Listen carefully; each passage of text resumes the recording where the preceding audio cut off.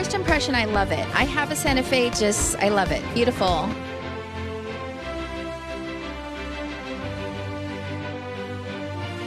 미국 캘리포니아의 한 새벽 도로에서 세계 최고의 골프 황제 타이거 우즈가 시속 130km로 중앙 분리대를 들이받고 차가 완전히 뒤집어지는 대형 사고가 났습니다. 그 차가 바로 조선의 벤틀리라고 불리는 제네시스 GV80이었습니다.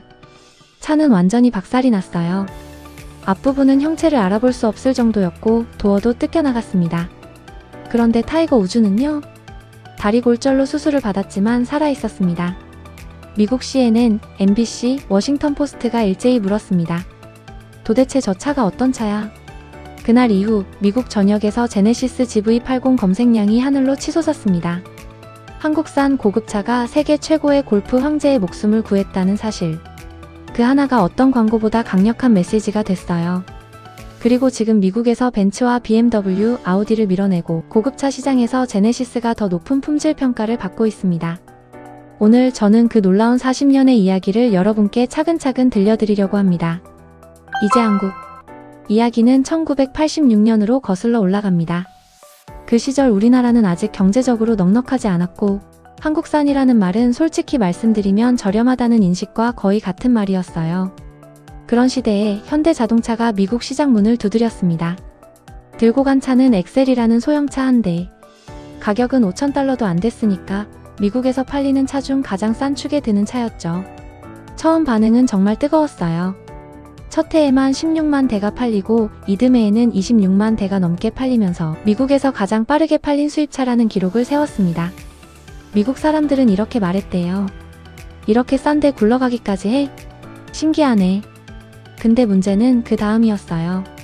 몇 달, 몇 년을 타다 보니 여기저기서 고장이 터지기 시작했습니다. 엔진이 갑자기 멈추고 부품이 툭툭 떨어져 나가고 미국 도로 위에 멈춰선 엑셀들이 점점 늘어났어요. 중고차 시장에서는 더 처참했는데 공짜로 줘도 안 가져간다는 말까지 나왔습니다. 심지어 미국의 유명한 코미디 프로그램에서는 현대차가 아예 단골 개그 소재가 됐어요. 더 빠르게 달리고 싶으세요? 현대차 뒤에 로켓을 달아서 불을 붙이세요. 이런 조롱이 TV에 버젓이 나왔습니다. 지금 들으면 좀 웃기기도 하지만 당시 현대차 직원분들 심정은 어땠을까요? 그 수치스러운 시간 속에서도 현대차는 미국을 떠나지 않았습니다. 그런데 설상가상이라고 했죠.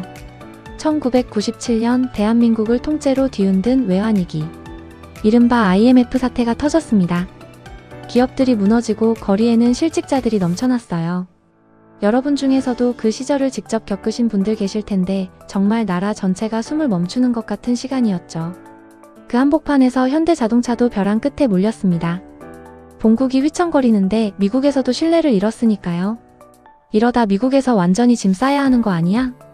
그런 절박한 순간 현대차는 도망치지 않았습니다. 오히려 정면 승부를 택했어요. 1998년 현대차가 미국에서 선언을 하나 합니다. 우리 차의 엔진과 변속기 10년 안에 또는 10만 마일을 달리는 동안 고장나면 우리가 무료로 고쳐드리겠습니다. 당시 미국 자동차 회사들의 보증기간이 겨우 3년이었다는 걸 생각해보시면 이건 그야말로 폭탄 선언이었어요. 경쟁사들은 비웃었습니다. 차가 다 고장날 텐데 그 수리비를 어떻게 감당하려고. 곧 망할 짓이야. 하지만 그 선언에는 깊은 자신감이 숨어 있었어요. 그 사이 현대차 내부에서는 이미 조용한 혁명이 시작되고 있었거든요. 이제 가격으로는 절대 못 이긴다. 품질로 승부하지 않으면 다 같이 죽는다.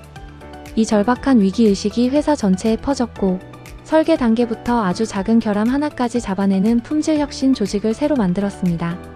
10년 보증이라는 약속은 사실 우리 차는 이제 쉽게 고장나지 않는다는 걸 목숨 걸고 증명하겠다는 선언이었던 겁니다. 그리고 그 약속은 지켜졌어요. 차가 진짜로 안 고장나니까 한 번 산 사람이 또 현대차를 사고 그 사람이 주변에 이렇게 말했습니다. 현대차 의외로 괜찮더라. 그 입소문이 쌓이고 쌓이면서 망할 거라던 경쟁사들이 오히려 현대차를 따라하기 시작했어요. 보증기간을 늘리면서요. 비웃음의 대상이 어느새 업계의 기준을 바꾸는 회사가 됐습니다. 이 이야기에서 빠질 수 없는 또 하나의 브랜드가 있습니다. 바로 기아입니다. 1998년 외환위기의 소용돌이 속에서 기아 자동차가 부도를 맞았어요. 그때 현대자동차가 기아를 인수합니다. 당시 많은 사람들이 걱정했죠. 저러다가 현대도 같이 무너지는 거 아니야? 그런데 기아, 사실 처음에는 현대차 못지않게 미국에서 값싼 차의 대명사였어요. 기아차? 그거 엄청 싸잖아. 고장도 잘 나고. 이런 이미지였습니다. 근데 지금의 기아를 보세요. 2025년 기아는 미국에서 85만 2,155대를 팔았습니다. 창사 이래 처음으로 연간 80만 대를 돌파한 거예요. 그것도 3년 연속 최고 기록을 경신하면서요. 어떻게 이런 반전이 가능했을까요? 바로 디자인이었습니다. 기아는 어느 순간부터 전략을 확 바꿨어요. 싸게 팔자가 아니라 세상에서 가장 트렌디한 차를 만들자로요. 텔루라이드를 보면 바로 느껴지실 거예요. 넉넉한 3열 좌석, 고급스러운 실내, 그러면서도 비슷한 크기의 독일 차보다 합리적인 가격. 미국 학부모들 사이에서는 이런 말이 돌았대요. 동네에서 잘 나가는 엄마들이 타는 차. 한때 없어서 못 파는 차가 됐고 웃돈을 얹어줘야만 살 수 있는 차가 됐습니다. 카니발, 스포티지, 텔루라이드까지 줄줄이 역대 최대 판매 기록을 갈아치우면서 이제 기아는 더 이상 싸구려 브랜드가 아닌 트렌디한 브랜드가 되었습니다. 트렌디하고 감각적이고 품질 좋은 차. 그게 지금의 기아예요. 이쯤 되면 궁금하실 거예요. 도대체 어떻게 이렇게 품질이 좋아진 거야? 그 비밀이 있는 곳, 미국 조지아주의 한 시골 마을 엘라벨로 한번 가볼까요? 현대차 그룹이 이곳에 천문학적인 돈을 쏟아부어 거대한 공장을 세웠습니다. 이름하여 메타플랜트 아메리카. 부지 면적이 무려 1176만 제곱미터예요. 축구장 1600개를 합친 것보다도 더 넓습니다. 그런데 이 공장 진짜 놀라운 건 안에 있어요. 컨베이어 벨트가 없습니다. 대신 500여 대의 자율주행 로봇이 부품을 알아서 척척 나르고 차체 조립은 로봇과 인공지능이 100% 자동으로 처리해요. 차 문을 달 때도요. 로봇이 AI로 가장 알맞은 각도를 스스로 계산해서 문틈 간격이 머리카락 한 올 차이도 나지 않게 딱 맞춰 끼워 넣습니다. 그리고 여기에 아주 익숙한 이름이 등장해요. 바로 보스턴 다이나믹스. 현대차 그룹이 인수한 이 로봇 회사가 만든 4발 달린 로봇 스팟이 공장 안을 강아지처럼 어슬렁어슬렁 돌아다니면서 사람이 들여다보기 힘든 구석구석까지 품질 검사를 합니다. 페인트 검사는 더 놀라운데요. 차 한 대당 약 5만 장의 사진을 찍어서 먼지만한 흠집 하나라도 있는지 AI가 눈에 불을 켜고 잡아냅니다. 드론이 하늘을 날며 부품 재고를 실시간으로 확인하고 자율주행 로봇 160대가 부품을 알아서 날라주는 공장. 미래 영화에서나 볼 법한 장면이 미국 남부 한복판에서 지금 이 순간에도 실제로 돌아가고 있습니다. 2025년 미국 정부가 수입 자동차의 25%라는 엄청난 관세를 매기기 시작했습니다. 쉽게 말씀드리면 한국에서 만들어 미국에 가져가는 차 한 대의 4분의 1에 해당하는 세금을 더 얹어야 하는 거예요. 3천만 원짜리 차라면 750만 원이 세금으로 더 붙는 셈입니다. 다른 외국 자동차 회사들은 그야말로 패닉 상태였어요. 어떻게 해야 하나, 가격을 올려야 하나, 물량을 줄여야 하나. 그런데 현대차는 달랐습니다. 왜냐고요? 이미 미국 현지에 공장을 짓고 있었거든요. 미국 땅에서 만들면 수입이 아니니까 관세가 없습니다. 현대차는 이걸 몇 년 전부터 미리 내다보고 조지아 공장에 막대한 투자를 해뒀던 거예요. 그리고 2025년 3월 결정적인 장면이 펼쳐집니다. 현대차 그룹 정의선 회장이 직접 미국 백악관으로 날아갔습니다. 도널드 트럼프 대통령 앞에서 4년간 미국에 210억 달러, 우리 돈으로 약 30조 원을 투자하겠다고 발표했어요. 트럼프 대통령은 매우 흡족해하며 이렇게 말했습니다. 현대차는 미국에서 철강을 만들고 미국에서 자동차를 생산하기 때문에 관세를 낼 필요가 없을 것이다. 세계에서 가장 강한 나라의 대통령이 공개적으로 현대차의 편을 들어준 순간이었습니다. 다른 외국 회사들이 관세 폭탄에 벌벌 떨고 있을 때 미국 대통령에게 우호적인 대접을 받는 위치에 올라선 거예요. 한 발 앞서 움직인 결과가 이렇게 큰 차이를 만들어낸 겁니다. 자, 이제 다시 처음 이야기로 돌아가 볼게요. 타이거 우즈의 목숨을 구한 그 차, 제네시스 GV80. 제네시스는 현대차가 벤츠, BMW 같은 독일 명차들과 정면으로 맞붙기 위해 만든 프리미엄 브랜드입니다. 처음 이 소식이 나왔을 때 많은 사람들이 웃었어요. 한국 차가 무슨 고급차야?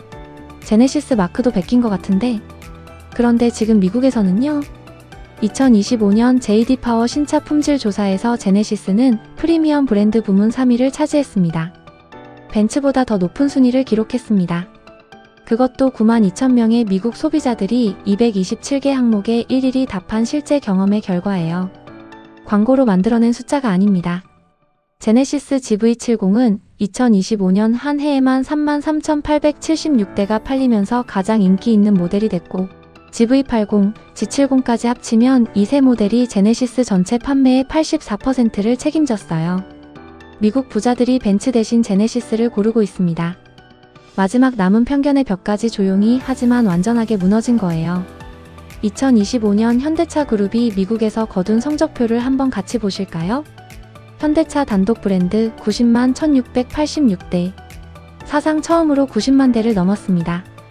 기아 85만 2155대, 창사 이래 처음으로 80만 대 돌파. 그것도 3년 연속 최고 기록 경신이에요. 제네시스 8만 2330대, 세 브랜드 중 가장 높은 9.8% 성장률을 기록했습니다.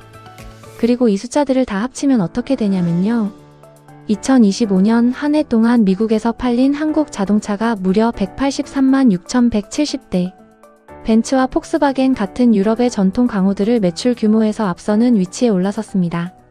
그런데 여러분, 이게 끝이 아니에요. 현대차 그룹은 지금 더 큰 꿈을 꾸고 있습니다. 미국에서 연간 200만 대 판매. 한 번도 가보지 못한 그 고지를 정조준하고 있어요. 2026년에는 조지아 공장에서 만드는 차가 더 많아지고, 아이오닉 9처럼 미국 대가족을 정조준한 대형 전기 SUV들이 본격적으로 시장을 넓혀갈 겁니다. 아이오닉 9의 80%는 미국에서 팔겠다. 기름차, 하이브리드, 전기차. 소비자가 원하는 모든 종류의 차를 다 갖춰놓고 손님을 맞이하는 현대차 그룹. 물론 아직 숙제도 있습니다. 차를 산 뒤 정비소에서의 서비스 만족도는 아직 개선의 여지가 있어요. 현대차도 이 점을 솔직하게 인정하고 서비스 프로그램을 새로 만들어 미국 곳곳에서 시범 운영 중입니다. 완벽한 척하지 않고 부족한 점을 인정하고 고쳐나가는 회사. 그게 오히려 더 믿음직스럽지 않나요? 낡은 공장에서 만든 작은 소형차 하나를 들고 감히 미국 땅에 발을 들인 한국의 작은 자동차 회사. 미국 사람들은 웃었고 코미디 프로에서 조롱했고 저 차는 절대 안 산다고 했습니다. 그 수치스러운 시간을 견디며 현대차는 도망치지 않았습니다. 외환위기로 나라 전체가 무너지던 그 절박한 시간에도 포기하지 않고 오히려 10년 보증이라는 승부수를 던졌습니다. 기아차를 품에 안아 같이 일으켜 세웠고, 로봇과 AI가 차를 만드는 꿈의 공장을 미국 땅에 세웠으며, 미국 대통령 앞에서 30조 원 투자를 선언하며 당당히 미국의 동반자가 됐습니다. 그리고 타이거 우즈의 목숨을 구한 차가 전 세계에 알려지던 그날, 우리는 조용히 증명했습니다. 한국이 만든 차는 사람을 지킨다고. 어쩌면 이 이야기는 자동차 이야기가 아닐지도 모릅니다. 처음에는 무시당하고 비웃음을 사고 저건 안 되라는 말을 수없이 들었어도 포기하지 않고 정직하게 한 걸음씩 나아가면 결국 그 자리에서 웃는 사람은 끝까지 버틴 사람이라는 이야기. 현대차의 40년이 우리에게 그걸 보여주고 있습니다. 미국 도로 위를 달리는 수많은 현대차와 기아, 제네시스. 그 반짝이는 차체 안에 담긴 건 단순한 기계 부품이 아닙니다. 40년을 버텨온 우리 모두의 끈기와 자부심이에요. 오늘도 어딘가에서 묵묵히 자기 자리를 지키고 계신 여러분, 이 이야기가 조금이나마 힘이 됐으면 좋겠습니다. 끝까지 함께 해주셔서 진심으로 감사드립니다.